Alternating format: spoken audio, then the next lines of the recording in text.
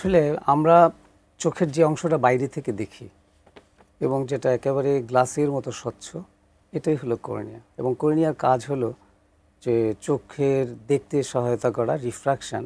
আমরা জানি যে কর্নিয়াতে আসলে 45 ডায়োপ্টার পাওয়ার ধারণ করে, টোটাল চোখের যেখানে পাওয়ার 58 ডায়োপ্টার। সো কর্নিয়ার ট্রান্সপারেন্সি এবং স্বচ্ছ থাকা অত্যন্ত জরুরি।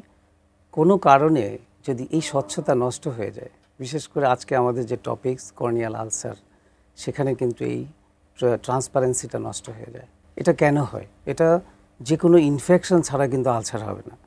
তো আমরা দেখতে পাই যে যদি কর্নিয়া বা চোখের মণিতে ঘা হয়, তবে সেটাকে আমরা আলসার বলছি।